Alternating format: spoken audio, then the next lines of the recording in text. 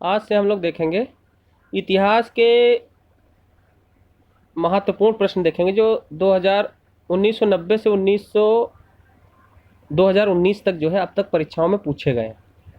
तो इतिहास शुरू कर रहे हैं। इतिहास का पहला क्वेश्चन देखिए, रॉबर्ट बुशफ्रूट थे एक भूगर्भ वैज्ञानिक एवं पुरातात्विद। रॉबर्ट बुशफ्रूट थे एक भूगर्भ वैज्ञानिक और पुरातात्विद। रॉबर्ट बुशफ्रूट भूगर्भ वैज्ञानिक एवं पुरातात्विद थे। भारतीय प्राग इतिहास का पिता कहा जाता है, भारतीय प्राग इतिहास का पिता कहा जाता है रॉबर्ट बुशफ्रूट को। भारतीय प्राग इतिहास का पिता कहा जाता है रॉबर्ट ब्रूसफूट को। रॉबर्ट ब्रूसफूट को भारतीय प्राग इतिहास का पिता कहा जाता है। कोपनहेगन की सामग्री से, पाषाण कान से और लौह युग का त्रियुगीय विभाजन किया थॉमस ने। कोपनहेगन संग्रहालय की सामग्री से, पाषाण कान से और लौह युग का त्रियुगीय विभाजन किया है थॉमस ने। पशुपालन के साक्ष्य सर्वप्रथम मिले हैं मध्य पाषाण काल में। पशुपालन के साक्ष्य सर्वप्रथम मिले हैं मध्य पाषाण काल में। मध्य पाषाण काल में पशुपालन के प्रमाण जहाँ से मिले हैं वह स्थान है आदमगढ़। मध्य पाषाण काल में पशुपालन के प्रमाण जहाँ से मिले हैं वह स्थान है आदमगढ़। हड्डी के उपकरण प्राप्त हुए हैं मादहा और सराय नहर से। हड्डी के उपकरण प्राप्त हुए हैं मादहा और सराय नहर से। हड्डी के उपकरण प्राप्त हुए हैं मादहा और सराय नहर से। हड्डी के उपकरण प्राप्त हुए हैं।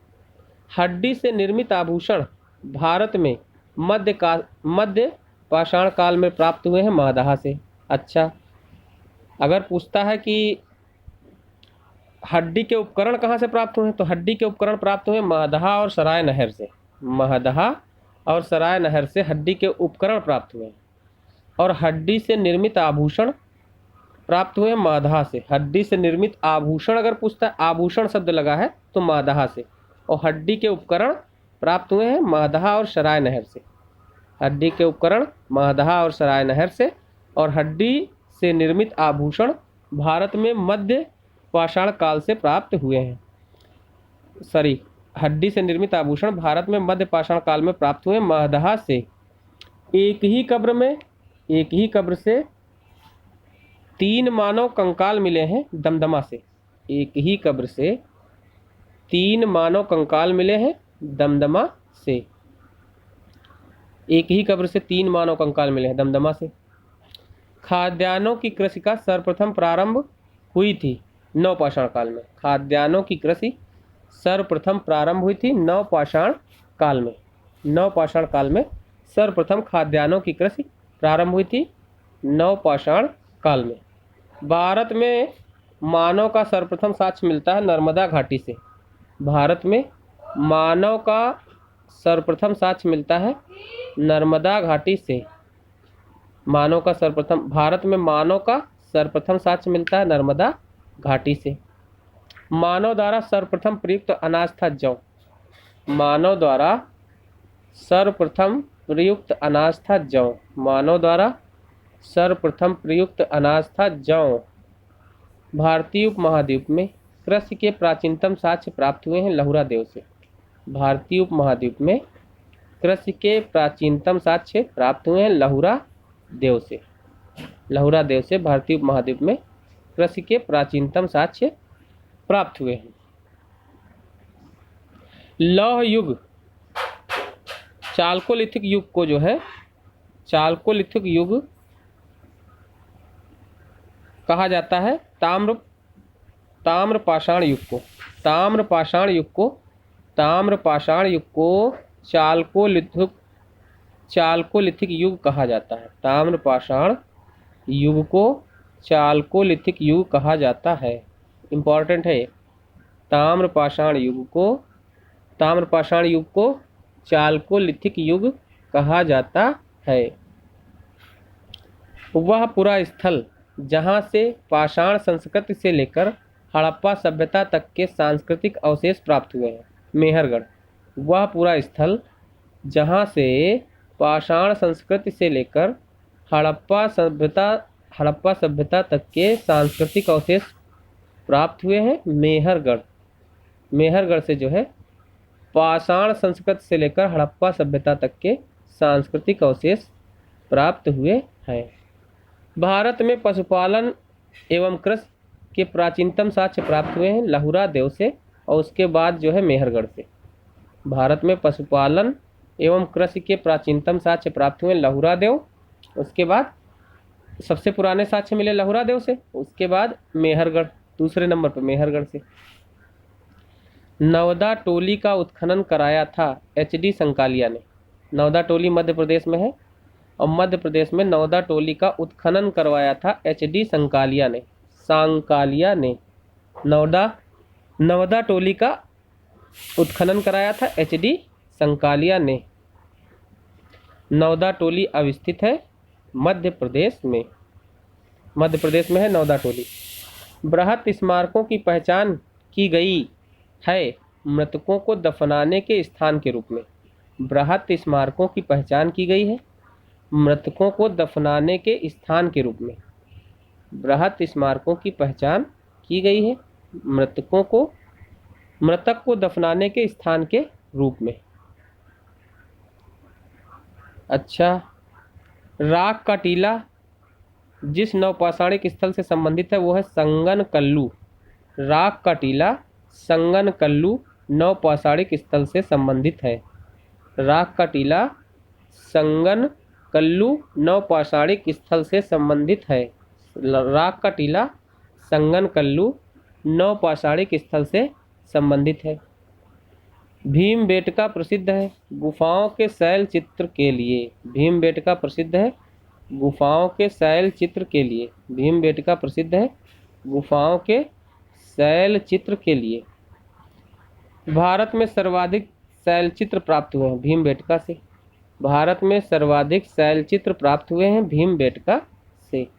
भारत में सर्वाधिक शैल चित्र प्राप्त हुए हैं भीमबेटका से।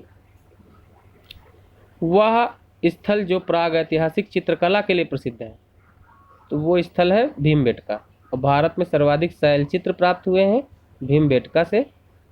और अगला क्वेश्चन, वह स्थल जो प्राग ऐतिहासिक चित्रकला के लिए प्रसिद्ध है भीमबेटका। तो भीमबेटका प्राग ऐतिहासिक चित्रकला के लिए प्रसिद्ध है। भीमबेटका प्राग ऐतिहासिक चित्रकला के लिए प्रसिद्ध है। भीमबेटका की गुफाएं स्थित हैं अब्दुल्लागंज रायसेन मध्य प्रदेश में। भीमबेटका की गुफाएं स्थित हैं अब्दुल्लागंज रायसेन मध्य प्रदेश में। गौरिक मृदभांड पात्र का नामकरण हुआ है हस्तिनापुर में। गौरिक मृदभांड पात्र OCP का नामकरण हुआ है हस्तिनापुर में। गौरिक मृदभांड पात्र OCP का नामकरण हुआ है हस्तिनापुर में। ताम्रपाषाण काल में महाराष्ट्र के लोग मृतकों को घर के फर्श के नीचे दफनाते थे, उत्तर से दक्षिण की ओर रखकर। ताम्रपाषाण काल में महाराष्ट्र के लोग मृतकों को घर के फर्श के नीचे दफनाते थे, उत्तर से दक्षिण की ओर। वह स्थल जहाँ से मानव कंकाल के साथ कुत्ते के कंकाल का समाधान प्राप्त हुआ है बुर्जहोम। वह स्थल जहाँ से मानव कंकाल के साथ कुत्ते का कंकाल भी समाधान से प्राप्त हुआ है, वह स्थल है बुर्जहोम। बुर्जहोम से मानव कंकाल के साथ कुत्ते का कंकाल भी समाधान से प्राप्त हुआ है। गर्त आवास के साक्ष्य प्राप्त हुए हैं बुर्जहोम से। गर्त आवास के साक्ष्य प्राप्त हुए हैं बुर्जहोम से। गर्त आवास के साक्ष्य प्राप्त हुए हैं बुर्जहोम से। विंध्य क्षेत्र का वह शिलाश्रय जहाँ से सर्वाधिक मानव कंकाल मिले हैं लेखहिया। विंध्य क्षेत्र का वह शिलाश्रय जहाँ से सर्वाधिक मानव कंकाल मिले हैं वो है लेखहिया। लेखहिया से विंध्य क्षेत्र का लेखहिया क्षेत्र है लेख हिया शिलाश्रय है, यहाँ से जो है जहाँ से सर्वाधिक मानव कंकाल मिले। ये विंध्य क्षेत्र का लेख हिया क्षेत्र है, यहाँ से सर्वाधिक मानव कंकाल मिले हैं। नेक्स्ट क्वेश्चन है भारतीय पुरातत्व सर्वेक्षण संस्कृति ये देखो कह रहे हैं कि मानव संसाधन विकास विभाग / मंत्रालय से संलग्न कार्यालय है संस्कृति मंत्रालय का। मानव संसाधन विकास मंत्रालय संस्कृति मंत्रालय का संलग्न कार्यालय है। संस्कृति मंत्रालय का संलग्न कार्यालय है मानव संसाधन मंत्रालय। मानव संसाधन विकास मंत्रालय संस्कृति मंत्रालय का संलग्न कार्यालय है। भारतीय पुरातत्व सर्वेक्षण के प्रथम महानिदेशक थे जॉन मार्शल। इंपॉर्टेंट है। भारतीय पुरातत्व सर्वेक्षण के प्रथम महानिदेशक थे जॉन मार्शल। भारतीय पुरातत्व सर्वेक्षण के प्रथम महानिदेशक थे जॉन मार्शल। राष्ट्रीय मानव संग्रहालय स्थित है भोपाल में। इंपॉर्टेंट है ये भी। राष्ट्रीय मानव संग्रहालय स्थित है भोपाल में। राष्ट्रीय मानव संग्रहालय स्थित है भोपाल में। अब हम लोग देखेंगे सैंधव सभ्यता एवं संस्कृति। तो इसमें देखिए हड़प्पा संबद्ध है सिंधु घाटी सभ्यता से। हड़प्पा संबद्ध है सिंधु घाटी सभ्यता से। सिंधु सभ्यता संबंधित है आद्य ऐतिहासिक युग से। सिंधु सभ्यता संबंधित है आद्य ऐतिहासिक युग से। सिंधु घाटी की सभ्यता गैर आर्य थी क्योंकि वह नगरीय सभ्यता थी। सिंधु घाटी की सभ्यता गैर आर्य थी क्योंकि वह नगरीय सभ्यता थी। सिंधु सभ्यता को आर्यों से पूर्व रखे जाने का महत्वपूर्ण कारक है मृदभांड। सिंधु सभ्यता को आर्यों से पूर्व की रखे जाने का महत्वपूर्ण कारक है मृदभांड। सिंधु घाटी संस्कृति वैदिक सभ्यता से भिन्न थी क्योंकि इसके पास विकसित शहरी जीवन की सुविधाएं थी। इसके पास चित्रलेखी लिपि थी। इसके पास लोहे और रक्षा शास्त्रों के ज्ञान का अभाव था। यानी सिंधु घाटी के लोग जो है लोहे के ज्ञान से परिचित नहीं थे। इसको ध्यान रखना, सिंधु घाटी के लोग लोहे के ज्ञान से परिचित नहीं थे। अच्छा, लेकिन सिंधु घाटी के लोगों का इनके पास जो है सिंधु घाटी सभ्यता के लोगों के पास विकसित शहरी जीवन की सुविधाएं थी, चित्रलेखी लिपि थी, लोहे और रक्षा शास्त्रों के ज्ञान का अभाव था। इस कारण जो है सिंधु सभ्यता वैदिक सभ्यता से भिन्न थी क्योंकि वैदिक सभ्यता जो थी वो ग्रामीण सभ्यता थी जबकि सिंधु सभ्यता शहरी सभ्यता थी। और सिंधु सभ्यता के पास जो है चित्रलेखी लिपि थी और लोहे के ज्ञान का अभाव था। लेकिन वैदिक सभ्यता में जो है लोहे का ज्ञान हो सकता है, तो इसको ध्यान दे लेना अपना। हड़प्पा संस्कृति की जानकारी के प्रमुख स्रोत है पुरातात्विक खुदाई। हड़प्पा संस्कृति की जानकारी का प्रमुख स्रोत है पुरातात्विक खुदाई। पुरातात्विक खुदाई कह रहे हैं हड़प्पा सभ्यता की उत्पत्ति के संदर्भ में सुमेर से लोगों का पलायन, ये बात कहें EJ-H मैक। हड़प्पा सभ्यता की उत्पत्ति के संबंध में इन्होंने अपना विचार दिया है। इनका नाम है EJ-H मैक, EJ-H मैके। इन्होंने कहा है कि सुमेर से लोग आए, लोगों का पलायन हुआ, उससे जो है हड़प्पा सभ्यता की उत्पत्ति हुई। सुमेर से लोग आए और जो है उससे हड़प्पा सभ्यता की उत्पत्ति हुई, ये बात कहें EJ-H मैके। अच्छा, मार्टिमर व्हीलर क्या कहें कि पश्चिमी एशिया से सभ्यता के विचार का प्रवसन। ये कहें पश्चिमी एशिया से सभ्यता का विचार आया है। मार्टिमर व्हीलर कहे हैं पश्चिमी एशिया से सभ्यता के विचार का प्रवसन हुआ है। मार्टिमर व्हीलर ने कहा है पश्चिमी एशिया से सभ्यता के विचार का प्रवसन हुआ है। अमलानंद घोष कहे हैं हड़प्पा सभ्यता का उद्भव पूर्व हड़प्पा सभ्यता की परिपक्वता के परिणाम स्वरूप हुआ है। अमलानंद घोष जी कहे हैं हड़प्पा सभ्यता का उद्भव पूर्व हड़प्पा सभ्यता की परिपक्वता के परिणाम स्वरूप हुआ है। हड़प्पा सभ्यता का उद्भव पूर्व हड़प्पा सभ्यता की परिपक्वता के परिणाम स्वरूप हुआ है। भारत में चांदी की उपलब्धता के प्राचीनतम साक्ष्य मिलते हैं हड़प्पा संस्कृति से। इम्पोर्टेंट क्वेश्चन है ये। भारत में चांदी की उपलब्धता के प्राचीनतम साक्ष्य मिलते हैं हड़प्पा संस्कृति से। चांदी के प्राचीनतम साक्ष्य कहाँ से मिलते हैं? हड़प्पा संस्कृति से। हड़प्पा में मिट्टी के बर्तनों पर सामान्यतः उपयोग हुआ है लाल रंग का। हड़प्पा में मिट्टी के बर्तनों पर सामान्यतः उपयोग हुआ है लाल रंग का, यानी हड़प्पा काल में जो मिट्टी के बर्तन बनते थे सामान्यतः उनमें लाल रंग का उपयोग होता था। मूर्ति पूजा का आरंभ माना जाता है पूर्व आर्य सभ्यता से। ये आर्यों के पहले की सभ्यता से जो है मूर्ति पूजा का आरंभ माना जाता है। मूर्ति पूजा का आरंभ माना जाता है पूर्व आर्य सभ्यता से। मूर्ति पूजा का आरंभ माना जाता है। कह रहे हैं कि हाथी, गैंडा, बाघ और गाय, 4 पशु बताए हैं। हाथी, गैंडा, बाघ, गाय में से किसका हड़प्पा संस्कृति पर पाई गई टेराकोटा कलाकृतियों में निरूपण नहीं मिलता है? यानी हड़प्पा की मोहरों पे जो है निरूपण नहीं मिलता गाय का, जबकि हड़प्पा कालीन जो मोहरें थी या कलाकृतियों में निरूपण मिलता है हाथी का, गैंडा का, बाघ का। हाथी, गैंडा, बाघ का निरूपण मिलता है, लेकिन गाय का निरूपण नहीं मिलता है। हड़प्पा कालीन कलाकृतियों में गाय का निरूपण नहीं मिलता है। प्राचीन स्थल पुरातात्विक खोज, लोथल की खोज की है, लोथल गोदीवाड़ा क्षेत्र है प्राचीन स्थल लोथल गोदीवाड़ा।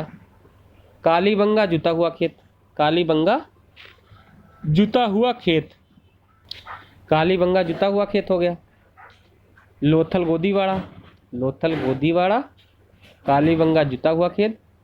धौलावीरा, हड़प्पन लिपि के बड़े आकार के 10 चिन्हों वाला एक शिलालेख। इससे मिला धौलावीरा से। हड़प्पन लिपि के बड़े आकार के 10 चिन्हों वाला एक शिलालेख। हड़प्पन लिपि के बड़े आकार के 10 चिन्हों वाला एक शिलालेख मिला है धौलावीरा से। बनावली, पक्की मिट्टी की बनी हुई हल की प्रतिकृति। बनावली से पक्की मिट्टी की बनी हुई हल की प्रतिकृति मिली। बनावली से पक्की मिट्टी की बनी हुई हल की प्रतिकृति मिली है। पक्की मिट्टी की बनी हुई हल की प्रतिकृति मिली है बनावली से। अगला इंपॉर्टेंट है, हड़प्पा रावी नदी के तट पर है। हड़प्पा सभ्यता या हड़प्पा स्थल रावी के तट पर है। हस्तिनापुर गंगा, हड़प्पा रावी, हस्तिनापुर गंगा, नागार्जुन कोंडा, कृष्णा, पैठन गोदावरी।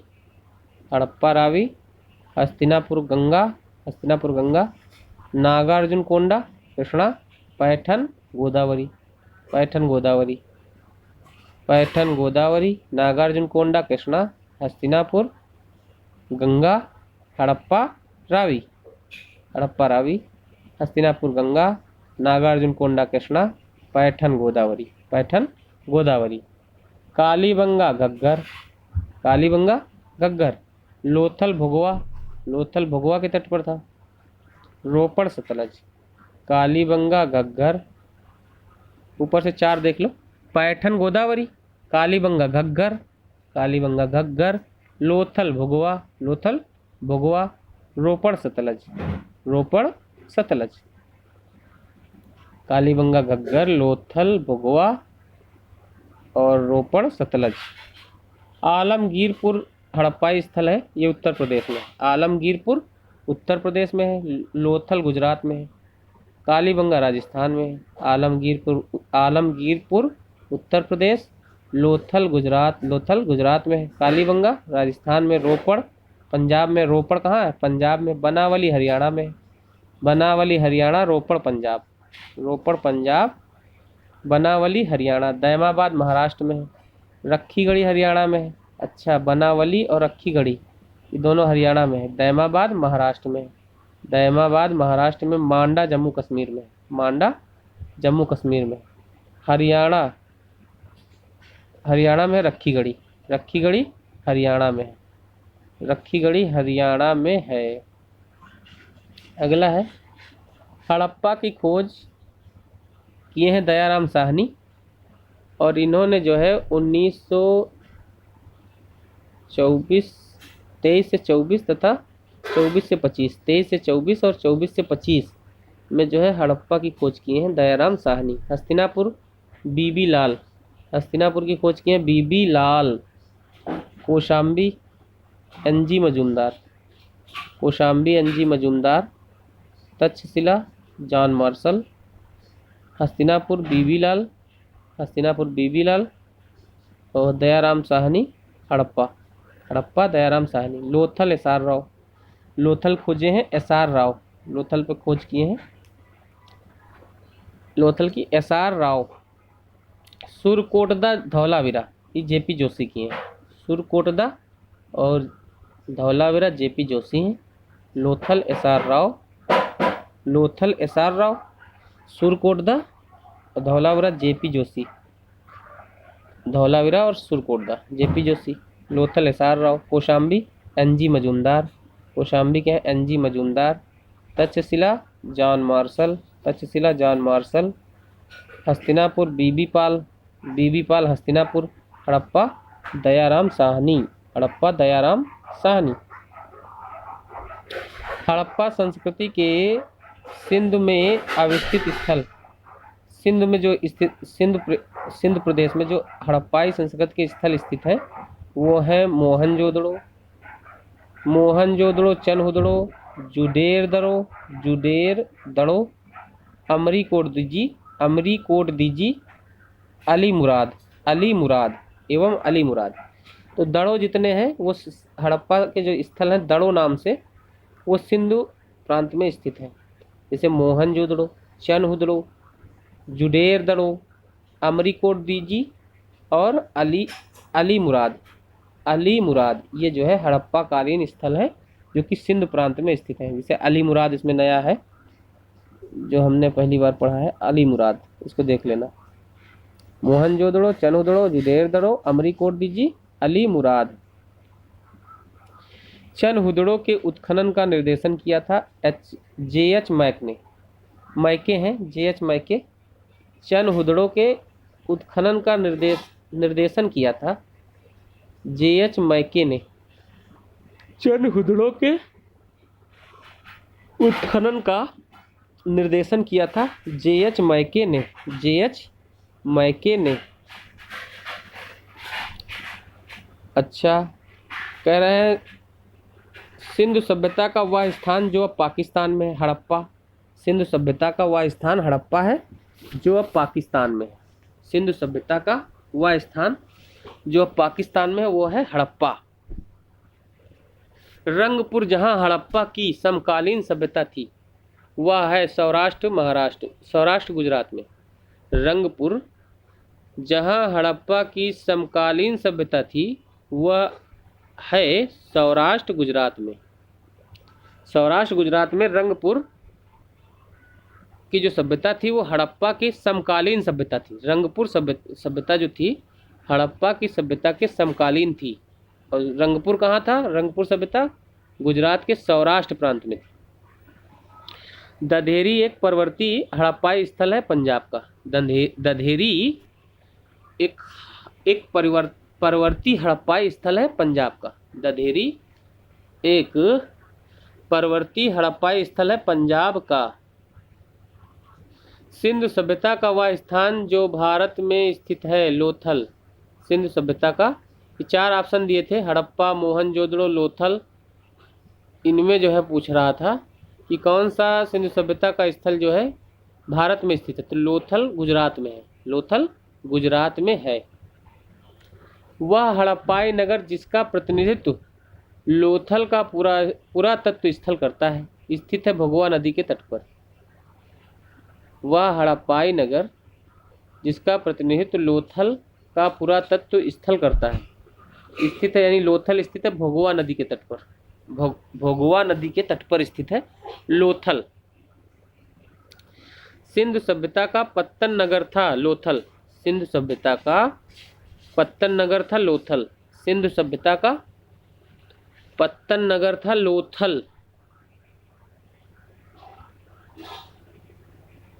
ये कालीबंगा, रोपण, पाटलिपुत्र और लोथल, इनमें से कौन सा स्थल सिंधु घाटी सभ्यता से संबंधित नहीं है?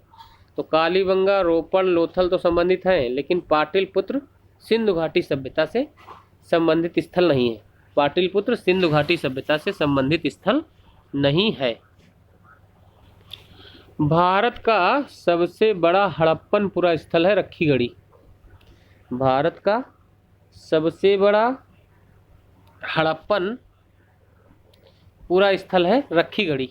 भारत का सबसे बड़ा हड़प्पन पूरा स्थल है रखीगढ़ी। संपूर्ण सिंधु घाटी सभ्यता का सबसे बड़ा पूरा स्थल है रखीगढ़ी।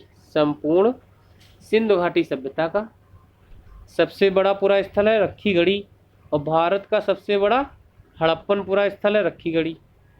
सिंधु घाटी के लोग विश्वास करते थे मात्र शक्ति में। सिंधु घाटी के लोग विश्वास करते थे मात्र शक्ति में। सिंधु घाटी के लोग विश्वास करते थे मात्र शक्ति में। सिंधु घाटी के लोग पूजा करते थे मात्र देवी की, पशुपति की, लिंग एवं योनि की, पशुओं की, नागों एवं वृक्षों की। सिंधु घाटी के लोग पूजा करते थे मात्र देवी की, पशुपति की, लिंग एवं योनि की, पशुओं की, नागों एवं वृक्षों की पूजा करते थे सिंधु घाटी के लोग। सिंधु घाटी की सभ्यता को खोज निकालने में जिन दो भारतीयों का नाम जुड़ा है वे हैं राखाल दास बनर्जी। इन्होंने मोहनजोदड़ो की खोज की है। राखाल दास बनर्जी ने मोहनजोदड़ो की खोज की है और दयाराम साहनी ने हड़प्पा की खोज की है। दयाराम साहनी ने हड़प्पा की खोज की है। तो सिंधु घाटी सभ्यता को खोज निकालने में जिन दो भारतीयों का नाम जुड़ा है वो है राखाल दास बनर्जी और दयाराम साहनी। सिंधु घाटी सभ्यता को खोज निकालने में जिन दो भारतीयों का नाम जुड़ा है वे हैं राखाल दास बनर्जी और दयाराम साहनी। राखाल दास बनर्जी ने मोहनजोदड़ो की खोज की है और दयाराम साहनी ने हड़प्पा की खोज की है। हड़प्पा की खोज की है। ये हड़प्पा सभ्यता के बारे में कथन जान लो, ये सत्य कथन है। हड़प्पा सभ्यता में नगरों में नालियों की सुदृढ़ व्यवस्था थी। नगरों में नालियों की सुदृढ़ व्यवस्था थी। व्यापार और वाणिज्य उन्नत दशा में था एवं मात्र देवी की उपासना की जाती थी। हड़प्पा सभ्यता के नगरों में नालियों की सुदृढ़ व्यवस्था थी। व्यापार एवं वाणिज्य उन्नत दशा में था एवं मात्र देवी की उपासना की जाती थी। सिंधु घाटी सभ्यता जानी जाती है अपने नगर नियोजन के लिए। सिंधु घाटी सभ्यता जानी जाती थी या जानी जाती है? सिंधु घाटी सभ्यता जानी जाती है अपने नगर नियोजन के लिए, मोहनजोदड़ो और हड़प्पा के लिए, अपने कृषि संबंधी कार्य के लिए, अपने उद्योगों के लिए। सिंधु घाटी सभ्यता जानी जाती है अपने नगर नियोजन के लिए, मोहनजोदड़ो और हड़प्पा के लिए, अपने कृषि संबंधी कार्य के लिए, अपने उद्योगों के लिए जानी जाती है सिंधु घाटी सभ्यता। अगला, हड़प्पा का उत्खनन करने वाला प्रथम पुरातात्विद जो इसके महत्व को नहीं समझ पाया था वो थे एन कनिंघम। हड़प्पा का उत्खनन करने वाला प्रथम पुरातात्विद जो इसके महत्व को नहीं समझ पाया, एन कनिंघम। हड़प्पा का उत्खनन करने वाला प्रथम पुरातात्विद जो इसके महत्व को नहीं समझ पाया, एन कनिंघम। वह जो हड़प्पा मोहनजोदड़ो के उत्खनन से संबंधित नहीं थे, वीए स्मिथ।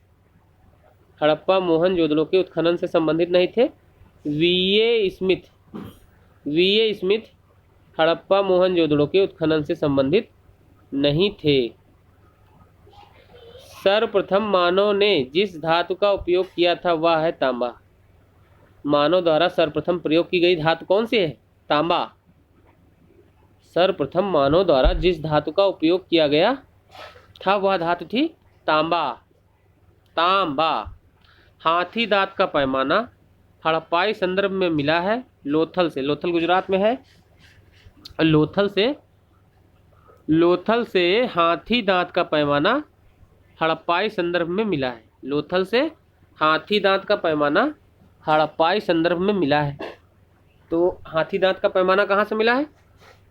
हाथी दांत का पैमाना हड़प्पाई संदर्भ में मिला है लोथल से। और मानव द्वारा सर्वप्रथम उपयोग की गई धातु है तांबा। हड़प्पाई स्थलों में अभी तक जिस धातु की प्राप्ति नहीं हुई वह है लोहा। हड़प्पाई स्थलों में अभी तक जिस धातु की प्राप्ति नहीं हुई वह है लोहा। वह धातु है लोहा। हड़प्पा कालीन स्थलों में अभी तक जिस धातु की प्राप्ति नहीं हुई है वह है लोहा। अगला क्वेश्चन है, वह स्थल जो घग्गर की सहायक नदियों की घाटी में स्थित है। तो घग्गर की सहायक नदियों की घाटियों में स्थित था बनावली। बनावली घग्गर और उसकी सहायक नदियों की घाटियों में स्थित है। बनावली घग्गर और उसकी सहायक नदियों की घाटियों में स्थित था।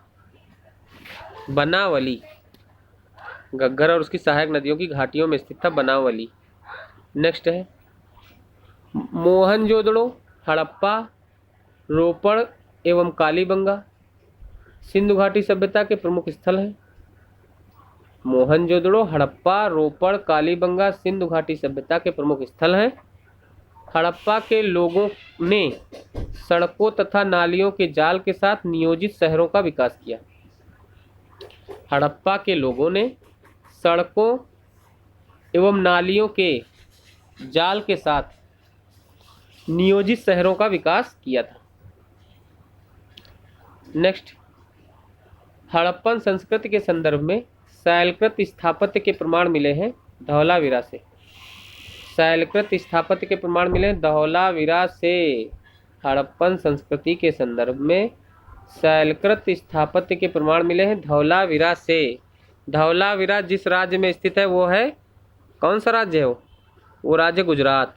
धौलावीरा गुजरात राज्य में स्थित है। धौलावीरा गुजरात राज्य में स्थित है। अगला इंपॉर्टेंट क्वेश्चन है, वह हड़प्पाई नगर जो 3 भागों में विभक्त है। धौलावीरा, वह हड़प्पाई नगर जो 3 भागों में विभक्त है वो है धौलावीरा। एक उन्नत जल प्रबंधन व्यवस्था का साक्ष्य प्राप्त हुआ है धौलावीरा से। एक उन्नत जल प्रबंधन व्यवस्था का साक्ष्य प्राप्त हुआ है धौलावीरा से। एक उन्नत जल प्रबंधन व्यवस्था का साक्ष्य प्राप्त हुआ है धौलावीरा से। वह स्थल जहाँ से 200 संस्करण का प्रमाण मिला है वो है लोथल एवं कालीबंगा। लोथल और कालीबंगा से डबल यानी 200 संस्करण का प्रमाण मिला है। 200 संस्करण का प्रमाण मिला है लोथल और कालीबंगा से। वह स्थान जहाँ से 200 संस्करण यानी डबल वारियल मिला है वो स्थल है लोथल और कालीबंगा। हड़प्पन स्थल सुनौली के अभी हाल में उत्खननों से प्राप्त हुए हैं मानव समाधान। हड़प्पन स्थल सुनौली के अभी हाल में उत्खननों से प्राप्त हुए हैं मानव समाधान।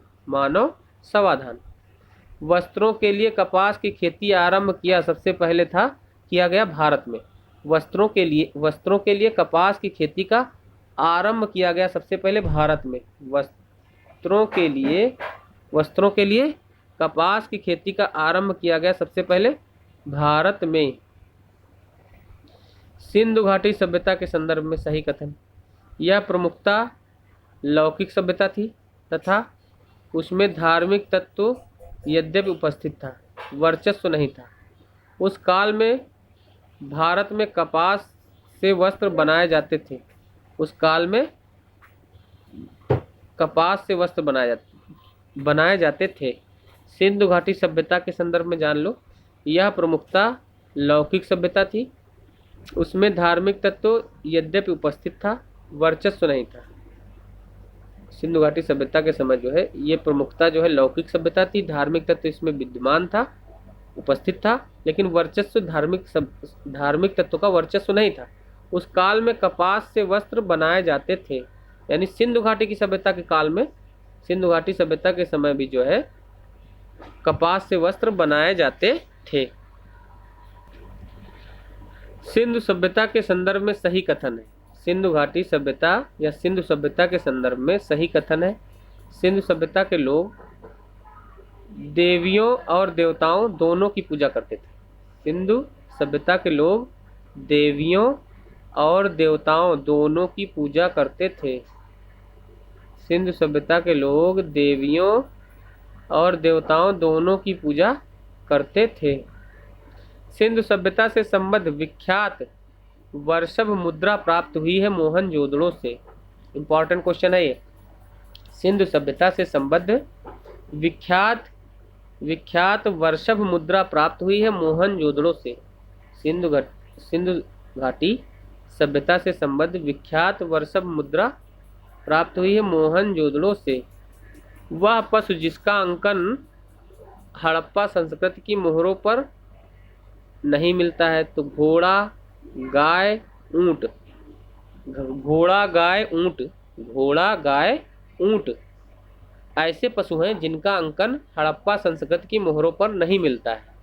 घोड़ा गाय ऊंट, घोड़ा गाय ऊंट का अंकन हड़प्पा संस्कृति की मोहरों पर नहीं मिलता है, और शेर का भी नहीं मिलता है। शेर, घोड़ा, गाय, ऊंट, शेर, घोड़ा, गाय, ऊंट, याद रखना। शेर, घोड़ा, गाय, ऊंट का अंकन हड़प्पा संस्कृति की मोहरों में नहीं मिलता है। शेर, घोड़ा, गाय, ऊंट। नेक्स्ट, मृणपट्टिका पर उत्कीर्ण सींग युक्त देवता की कृति प्राप्त हुई कालीबंगा से। मृणपट्टिका पर उत्कीर्ण सींग युक्त देवता की कृति प्राप्त हुई कालीबंगा से।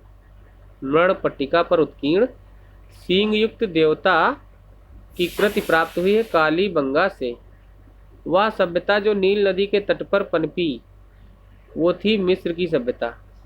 वह सभ्यता जो नील नदी के तट पर पनपी थी मिस्र की सभ्यता।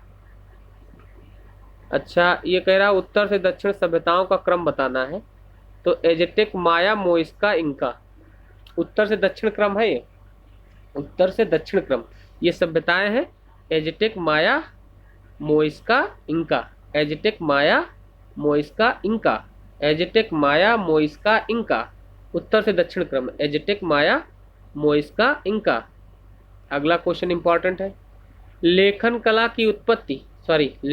की उचित प्रणाली विकसित करने वाली सर्वप्रथम प्राचीन सभ्यता थी सुमेरिया की सभ्यता। लेखन कला की उचित प्रणाली विकसित करने वाली सर्वप्रथम प्राचीन सभ्यता थी सुमेरिया की सभ्यता। लेखन कला की उचित प्रणाली विकसित करने वाली सर्वप्रथम प्राचीन सभ्यता थी सुमेरिया की सभ्यता। अब हम लोग देखेंगे वैदिक काल पे आ गए हैं। आर्य शब्द इंगित करता है श्रेष्ठ वंश को। आर्य शब्द इंगित करता है श्रेष्ठ वंश को। आर्य शब्द इंगित करता है श्रेष्ठ वंश को। क्लासिकीय संस्कृत में आर्य शब्द का अर्थ है एक उत्तम व्यक्ति।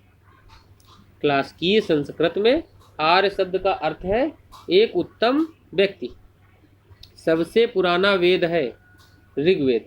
सबसे पुराना वेद है ऋग्वेद। सबसे पुराना वेद है ऋग्वेद।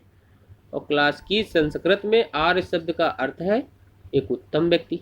आर्य शब्द इंगित करता है श्रेष्ठ वंश को। आर्य शब्द इंगित करता है श्रेष्ठ वंश को। त्रय नाम है तीन वेदों का। त्रय नाम है तीन वेदों का, ऋग्वेद, यजुर्वेद, सामवेद। इसमें ध्यान रखना, त्रय नाम में तीन वेद शामिल है, ऋग्वेद, यजुर्वेद और सामवेद। इसमें अथर्ववेद शामिल नहीं है, इसको ध्यान रखना, अथर्ववेद इसमें शामिल नहीं है। त्रय नाम है तीन वेदों का, इसमें शामिल है ऋग्वेद, यजुर्वेद, सामवेद। ऋग्वेद, यजुर्वेद, सामवेद।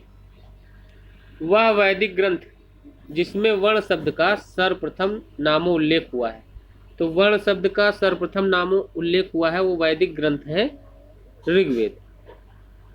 वह वैदिक ग्रंथ जिसमें वर्ण शब्द का सर्वप्रथम नामोल्लेख हुआ है ऋग्वेद में। ऋग्वेद में वर्ण शब्द का सर्वप्रथम नामोल्लेख हुआ है।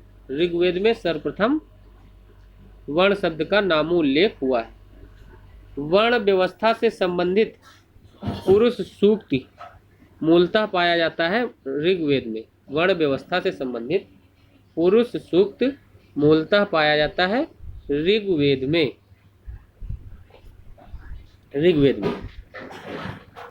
अगला इंपॉर्टेंट है अथर्ववेद, औषधियों से संबंधित है। अथर्ववेद औषधियों से संबंधित है। ऋग्वेद ईश्वर की महिमा। अथर्ववेद औषधियों से संबंधित, ऋग्वेद ईश्वर की महिमा, यजुर्वेद बलिदान विधि, सामवेद संगीत, यजुर्वेद बलिदान विधि और ऋग्वेद ईश्वर की महिमा। अथर्ववेद औषधियों से संबंधित है। अथर्ववेद ऋग्वेद ईश्वर की महिमा, यजुर्वेद बलिदान से संबंधित है, यजुर्वेद बलिदान। सामवेद संगीत, यजुर्वेद बलिदान, ऋग्वेद ईश्वर की महिमा, ईश्वर महिमा ऋग्वेद। अथर्ववेद औषधियों से संबंधित है। ऋग्वेद स्तोत्र एवं प्रार्थनाएं। ऋग्वेद स्तोत्र एवं प्रार्थनाएं ऋग्वेद। यजुर्वेद स्तोत्र एवं कर्मकांड।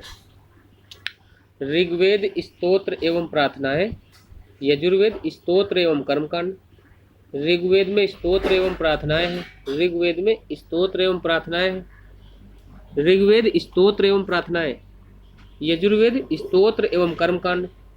यजुर्वेद में स्तोत्र एवं कर्मकांड, ऋग्वेद में स्तोत्र एवं प्रार्थनाएं। स्तोत्र प्रार्थनाएं ऋग्वेद में है और स्तोत्र कर्मकांड, अगर कर्मकांड है तो यजुर्वेद। स्तोत्र कर्मकांड यजुर्वेद, स्तोत्र प्रार्थनाएं ऋग्वेद। स्तोत्र एवं प्रार्थनाएं ऋग्वेद और स्तोत्र एवं कर्मकांड यजुर्वेद। संगीतमय स्तोत्र सामवेद। तंत्र मंत्र एवं वशीकरण अथर्ववेद से संबंधित। तंत्र मंत्र वशीकरण अथर्ववेद। संगीतमय स्तोत्र सामवेद। तंत्र मंत्र एवं वशीकरण अथर्ववेद। यजुर्वेद में स्तोत्र कर्मकांड और ऋग्वेद में स्तोत्र प्रार्थनाएं ऋग्वेद, स्तोत्र कर्मकांड यजुर्वेद और संगीतमय स्तोत्र सामवेद। तंत्र मंत्र एवं वशीकरण अथर्ववेद। अगला क्वेश्चन है, कह रहा है वह वेद जिसमें जादुई माया वशीकरण का वर्णन है। तो वह वेद है अथर्ववेद। वह वेद जिसमें जादुई माया वशीकरण का वर्णन है अथर्ववेद। ऋग्वेद में रचाए हैं 10,552। ऋग्वेद में रचाए हैं 10,552। ऋग्वेद में रचाए कितनी हैं? 10,552। ऋग्वेद में मंडल हैं 10। ऋग्वेद में रचाए हैं 10,552। ऋग्वेद में रचाए कितनी है? 10,552। ऋग्वेद में मंडल है 10। अब वेद देखेंगे उनका ब्राह्मण, जैसे ऋग्वेद में ऐतरेय ब्राह्मण, ऋग्वेद में इतरेय ब्राह्मण, ऋग्वेद में इतरेय ब्राह्मण। सामवेद में पंचवीस, सामवेद में पंचवीस। अथर्ववेद में गोपथ ब्राह्मण है, अथर्ववेद में गोपथ। यजुर्वेद में शतपथ ब्राह्मण है, यजुर्वेद में शतपथ ब्राह्मण। अथर्ववेद में गोपथ, अथर्ववेद तो गोपथ, यजुर्वेद शतपथ। अथर्ववेद गोपथ, यजुर्वेद शतपथ, यजुर्वेद शतपथ, अथर्ववेद गोपथ। ऋग्वेद में इतरेय और सामवेद में पंचवीस। ऋग्वेद इतरेय, सामवेद पंचवीस, सामवेद पंचवीस। अथर्ववेद गोपथ, अथर्ववेद में गोपथ ब्राह्मण और यजुर्वेद में शतपथ ब्राह्मण, यजुर्वेद में शतपथ ब्राह्मण। ऋग्वेद का वह मंडल जो पूर्णतः सोम को समर्पित है वो नवा मंडल है। ऋग्वेद का वह मंडल जो पूर्णतः सोम को समर्पित है नवा मंडल है। ऋग्वेद का नवा मंडल पूर्णतः सोम को समर्पित है। यज्ञ संबंधी विधि विधानों का पता चलता है यजुर्वेद से, यानी स्तोत्र एवं कर्मकांड यजुर्वेद में है, तो यज्ञ संबंधी स्तोत्र कर्मकांड है यजुर्वेद में। तो क्वेश्चन हमारा है यज्ञ संबंधी विधि विधानों का पता चलता है यजुर्वेद से। यज्ञ संबंधी विधि विधानों का पता चलता है यजुर्वेद से। किसका संकलन ऋग्वेद पर आधारित है? तो सामवेद का संकलन ऋग्वेद पर आधारित है। सामवेद का संकलन ऋग्वेद पर आधारित है। सामवेद का संकलन ऋग्वेद पर आधारित है। सामवेद का संकलन ऋग्वेद पर आधारित है। सामवेद का संकलन ऋग्वेद पर आधारित है। अच्छा, कह रहे वह स्थल जिसकी खुदाई से लौह धातु के प्रचलन के प्राचीनतम प्रमाण मिले हैं।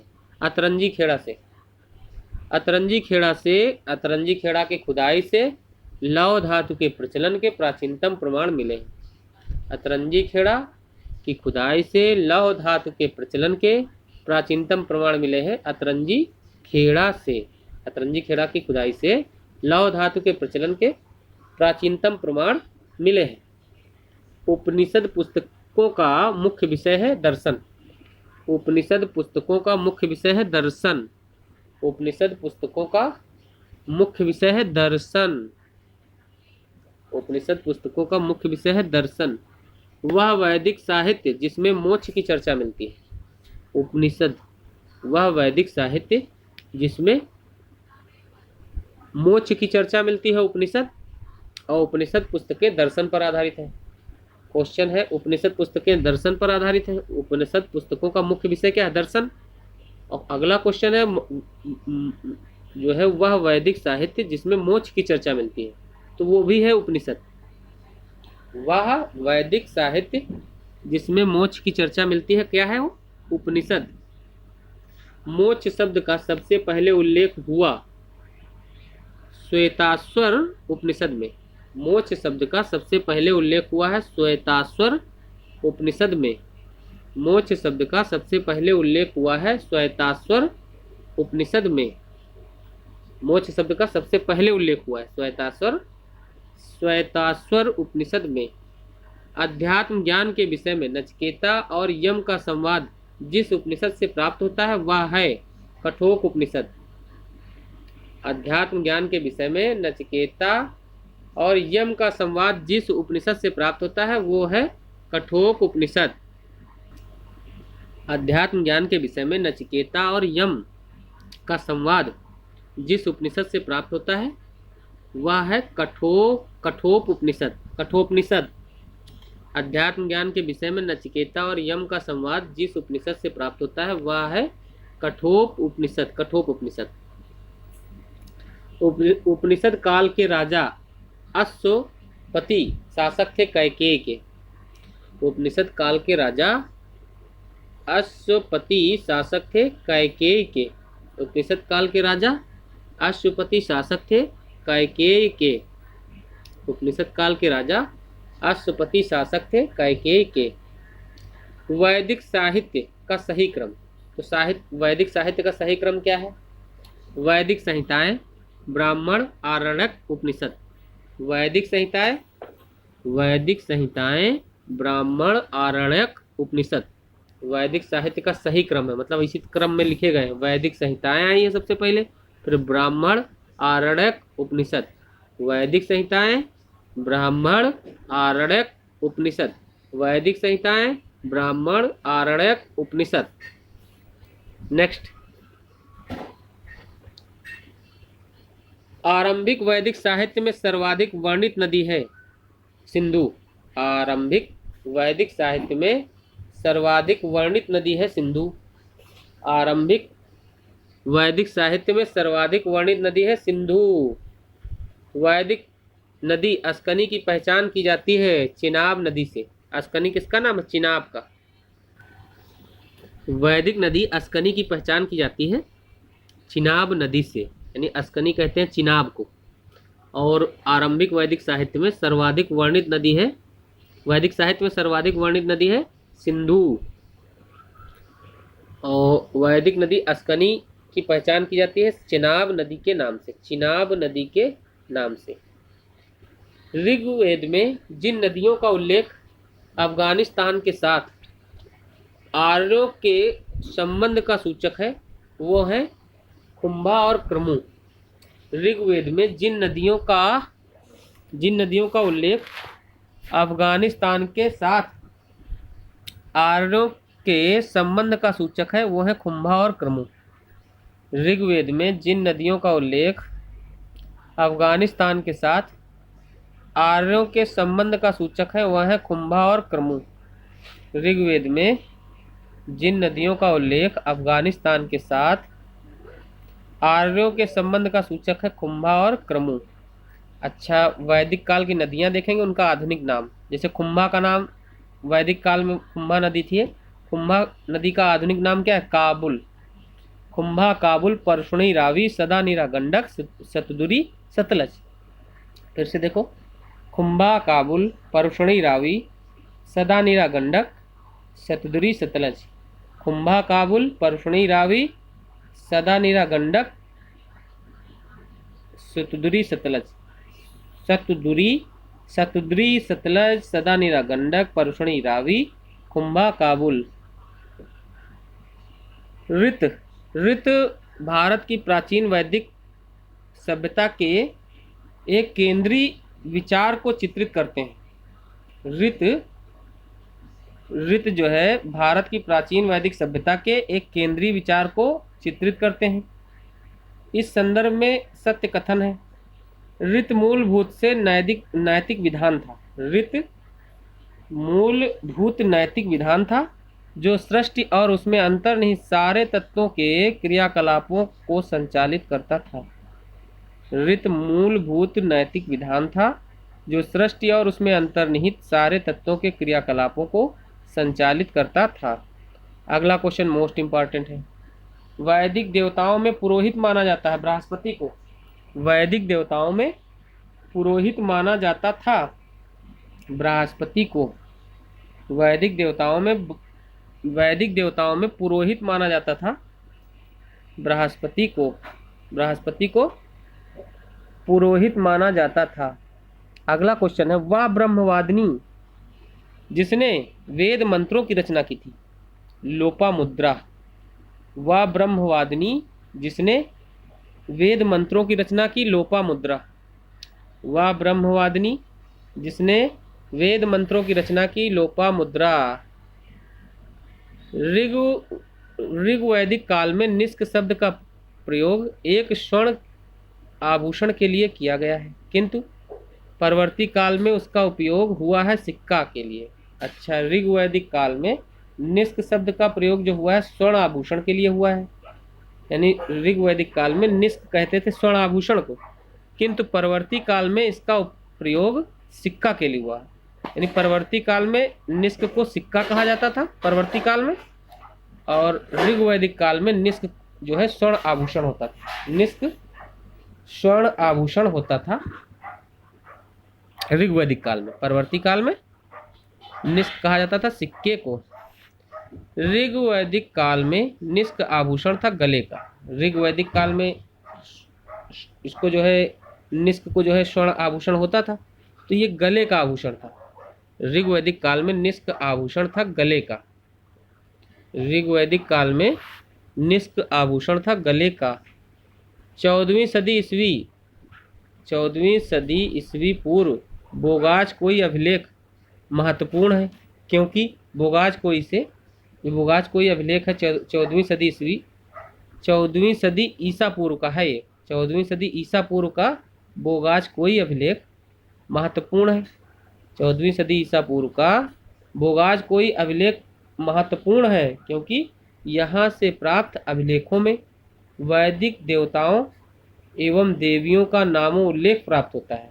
जो बोगाज कोई अभिलेख है 14वीं सदी ईसा पूर्व का, यहाँ से प्राप्त अभिलेखों में वैदिक देवताओं और देवियों का नामों उल्लेख प्राप्त होता है। यहाँ से प्राप्त अभिलेखों में वैदिक देवताओं और देवियों का नामों उल्लेख प्राप्त होता है। नेक्स्ट, अभिलेखों में से वह जो ईरान से भारत में आर्यों के आने की सूचना देता है। बोगाज कोई अभिलेखों में से वह जो ईरान से भारत में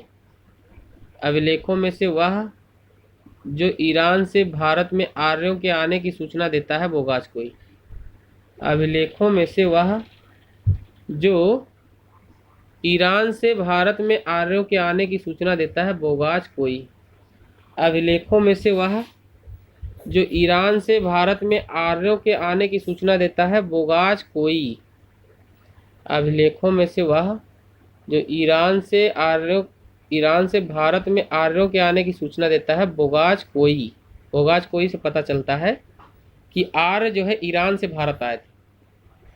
बोगाज कोई अभिलेख से पता चलता है कि आर्य ईरान से भारत आए थे। तो ईरान से भारत में आर्यों के आने की सूचना देता है कौन सा अभिलेख? बोगाज कोई। वह जिसने आर्यों के अधिदेश के बारे में लिखा है वो है बाल गंगाधर तिलक। बाल गंगाधर तिलक ने आर्यों के अधिदेश के बारे में लिखा है। बाल गंगाधर तिलक ने आर्यों के अधिदेश के बारे में लिखा है या लिखा था। आर्यों के अधिदेश के बारे में लिखा था बाल गंगाधर तिलक ने। शतपथ ब्राह्मण में उल्लिखित राजा विधेत माधव संबंधित ऋषि थे। ऋषि गौतम रहुगढ़। शतपथ ब्राह्मण में उल्लेखित राजा विधेत माधव से संबंधित ऋषि थे ऋषि गौतम रहुगढ़। शतपथ ब्राह्मण में उल्लेखित राजा विधेत माधव से संबंधित ऋषि थे ऋषि गौतम रहुगढ़। शतपथ ब्राह्मण में उल्लेखित राजा विधेत माधव से संबंधित ऋषि थे ऋषि गौतम रहुगढ़। उत्तर वैदिक काल में आर्य संस्कृति का धुर समझा जाता था कुरु और पंचाल को। उत्तर वैदिक काल में आर्य संस्कृति का धुर समझा जाता था कुरु और पंचाल को। उत्तर वैदिक काल में आर्य संस्कृति का धुर समझा जाता था कुरु और पंचाल को। गोत्र शब्द का सर्वप्रथम प्रयोग हुआ था ऋग्वेद में। गोत्र शब्द का सर्वप्रथम प्रयोग हुआ था ऋग्वेद में। गोत्र शब्द का सर्वप्रथम प्रयोग हुआ था ऋग्वेद में। गोत्र शब्द का सर्वप्रथम प्रयोग हुआ था ऋग्वेद में। ऋग्वेद में गोत्र शब्द का सर्वप्रथम प्रयोग हुआ था। तो गोत्र शब्द ध्यान रखना, गोत्र शब्द का प्रयोग सर्वप्रथम हुआ है ऋग्वेद में। गोत्र प्रथा की स्थापना हुई थी उत्तर वैदिक काल में। गोत्र प्रथा की स्थापना हुई थी उत्तर वैदिक काल में। गोत्र प्रथा की स्थापना हुई थी उत्तर वैदिक काल में। पूर्व वैदिक आर्यों का धर्म प्रमुखता था प्रकृति पूजा और यज्ञ। पूर्व वैदिक आर्यों का धर्म प्रमुखता था प्रकृति पूजा और यज्ञ। पूर्व वैदिक आर्यों का धर्म प्रमुखता था प्रकृति की पूजा और यज्ञ। पूर्व वैदिक आर्यों का धर्म प्रमुखता था प्रकृति पूजा और यज्ञ। ऋग्वेद काल में जनता मुख्यतः विश्वास करती थी बलि एवं कर्म कांड में।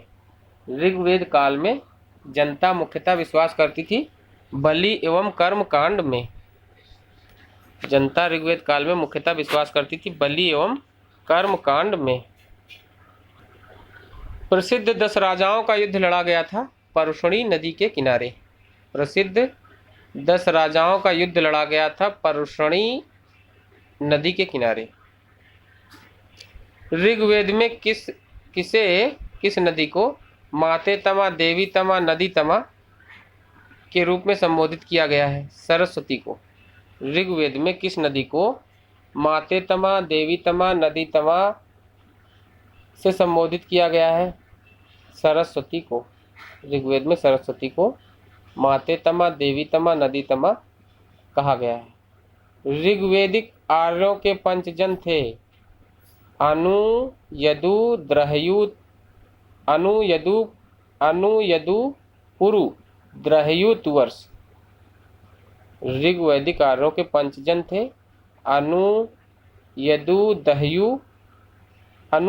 पुरु, दहयु, तुवर्ष। ऐसे याद करो, अनु, यदु, द्रहयु, पुरु, तुवर्ष। चाहे ऐसे याद कर लो, अनु, यदु, पुरु, द्रहयु, तुवर्ष। ऋग्वैदिक आर्यों के पंचजन थे अनु, यदु, पुरु, द्रहयु, तुवर्ष। अनु, यदु, पुरु, द्रहयु, तुवर्ष। प्राचीन काल में आर्यों के जीविकोपार्जन का प्रमुख साधन था शिकार। प्राचीन काल में आर्यों के जीविकोपार्जन का मुख्य साधन था शिकार। ऋग्वेद में उल्लिखित यौ शब्द जिस कृषि उत्पाद हेतु प्रयुक्त किया गया है वो है जौ। ऋग्वेद में उल्लिखित यौ शब्द जिस कृषि उत्पाद हेतु प्रयुक्त किया गया है वह है जौ। ऋग्वेद में उल्लिखित यौ शब्द जिस कृषि उत्पाद हेतु प्रयुक्त किया गया है वो है जौ। वैदिक युग में प्रसिद्ध लोकप्रिय शासन प्रणाली थी परंपरागत राजतंत्र। वैदिक युग में प्रचलित लोकप्रिय शासन प्रणाली थी परंपरागत राजतंत्र। सभा और समिति को प्रजापति की 2 पुत्रियां कहा गया है अथर्ववेद में। सभा और समिति की 2 पुत्रियां कहा गया है। कह रहे हैं सभा और समिति को प्रजापति की 2 पुत्रियां कहा गया है अथर्ववेद में। सभा और समिति को प्रजापति की 2 पुत्रियां कहा गया है अथर्ववेद में। सभा और समिति को प्रजापति की 2 पुत्रियां कहा गया है अथर्ववेद में। आयुर्वेद अर्थात जीवन का विज्ञान का उल्लेख मिलता है अथर्ववेद में। आयुर्वेद अर्थात जीवन का विज्ञान का उल्लेख मिलता है अथर्ववेद में, यानी आयुर्वेद का संबंध जो है अथर्ववेद से है। सभा और समिति को प्रजापति की 2 पुत्रियां कहा गया है अथर्ववेद में। अच्छा, अथर्ववेद में ही सभा और समिति को प्रजापति की 2 पुत्रियां कहा गया है और अथर्ववेद में ही आयुर्वेद अर्थात जीवन के विज्ञान का उल्लेख मिलता है। अथर्ववेद में ही जीवन के विज्ञान का उल्लेख मिलता है। वैदिक धर्म था बहुदेववादी। वैदिक धर्म था बहुदेववादी। इसमें लिखा है एकवादी आबलिक बहुदेववादी, तो बहुदेववादी ध्यान रखना। ऋग्वैदिक धर्म था बहुदेववादी। सर्वाधिक ऋग्वैदिक सूक्ति समर्पित है इंद्र को। सर्वाधिक ऋग्वैदिक सूक्ति समर्पित है इंद्र को। सर्वाधिक ऋग्वैदिक सूक्ति समर्पित है इंद्र को। ऋग्वेद में इंद्र के बाद सर्वाधिक संख्या में मंत्र संबंधित है। इंद्र के बाद ऋग्वेद में सर्वाधिक संख्या में मंत्र संबंधित है अग्नि को। ऋग्वेद में इंद्र के बाद सर्वाधिक संख्या में मंत्र संबंधित है अग्नि को और सर्वाधिक ऋग्वैदिक सूक्ति समर्पित है इंद्र को। सर्वाधिक ऋग्वैदिक सूक्ति समर्पित है इंद्र को। ऋग्वेद में युद्ध देवता समझा जाता था इंद्र को। इंद्र को ऋग्वेद में युद्ध का देवता समझा जाता था। ऋग्वेद में इंद्र को युद्ध का देवता समझा जाता है। पूर्व वैदिक आर्यों का सर्वाधिक लोकप्रिय देवता था इंद्र। पूर्व वैदिक आर्यों का सर्वाधिक लोकप्रिय देवता था इंद्र। पूर्व वैदिक आर्यों का सर्वाधिक लोकप्रिय देवता था इंद्र। 800 से 600 ईसा पूर्व काल जुड़ा है ब्राह्मण युग से। 800 से 600 ईसा पूर्व का काल जुड़ा है ब्राह्मण युग से। 800 ईसा पूर्व से 600 ईसा पूर्व का काल जुड़ा है ब्राह्मण युग से। गायत्री मंत्र के नाम से प्रसिद्ध मंत्र सर्वप्रथम मिलता है ऋग्वेद में।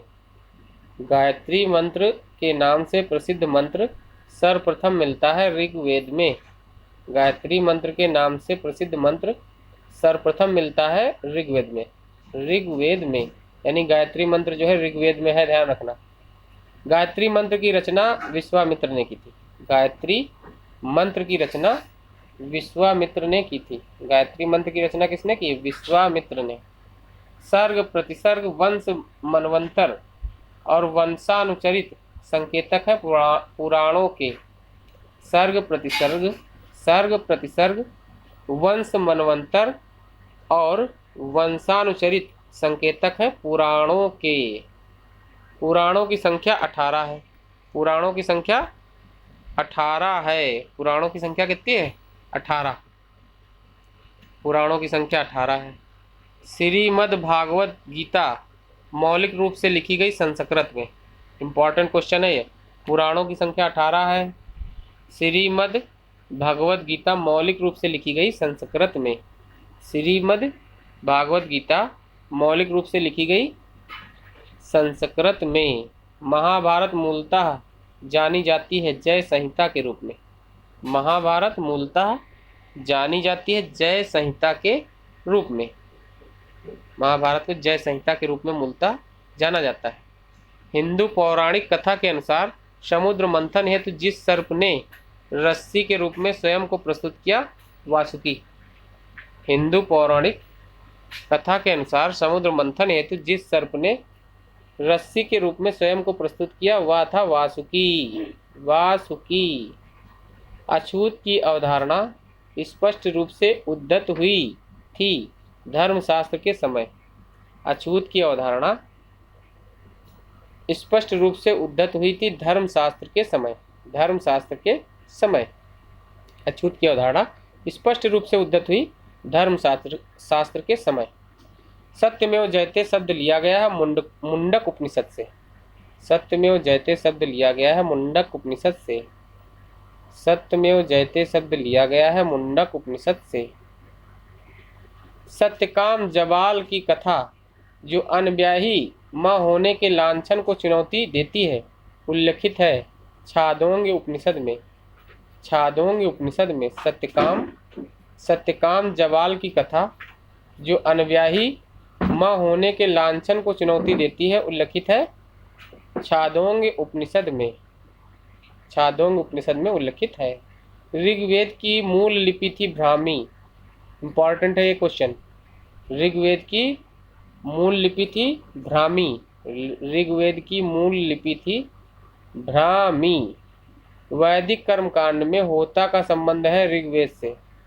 वैदिक कर्मकांड में होता का संबंध है ऋग्वेद से। होता का संबंध वैदिक कर्मकांड में ऋग्वेद से है। अवेस्ता और ऋग्वेद में समानता है। अवेस्ता संबंधित है ईरान से। अवेस्ता और ऋग्वेद में समानता है। अवेस्ता संबंधित है ईरान से। अवेस्ता कहाँ संबंधित है? ईरान से। वैदिक काल में अगन्या माना गया है गाय को। वैदिक काल में अगन्या माना गया है गाय को। वैदिक काल के प्रारंभ में महत्वपूर्ण मूल्यवान संपत्ति समझा जाता था गाय को। वैदिक काल के प्रारंभ में महत्वपूर्ण मूल्यवान संपत्ति समझा जाता था गाय को। वैदिक काल के प्रारंभ में महत्वपूर्ण मूल्यवान संपत्ति समझा जाता था गाय को। भारतीय समाज के प्रसंग में कुल, वंश, कोश तथा गोत्र शब्दों में वह शब्द जो शीर्ष 3 वर्ग में नहीं है, कोश कह रहे हैं। कुल, वंश और गोत्र और कोश 4 शब्द हैं। इसमें कह रहा कौन सा शब्द शीर्ष 3 वर्ग में नहीं है, तो कोश। देखो वंश और कुल और गोत्र ये शब्द जो है एक ही वर्ग के हैं, लेकिन कोश जो है अलग वर्ग का शब्द है। इस वर्ग का नहीं है। कुल, वंश, गोत्र एक ही वर्ग के शब्द हैं। संस्कारों की संख्या है 16। अच्छा, पुराणों की संख्या 18 है और संस्कार कितने हैं? 16। 16 संस्कार हैं। संस्कारों की संख्या कितनी है? 16। जीविकोपार्जन हेतु वेद वेदांग पढ़ाने वाले अध्यापक कहलाते थे उपाध्याय। जीविकोपार्जन हेतु वेद वेदांग पढ़ाने वाले अध्यापक कहलाते थे उपाध्याय। जीविकोपार्जन हेतु वेद वेदांग पढ़ाने वाले अध्यापक कहलाते थे उपाध्याय। अब बौद्ध धर्म शुरू हो रहा। बौद्ध धर्म हम लोग नेक्स्ट वीडियो में देखेंगे।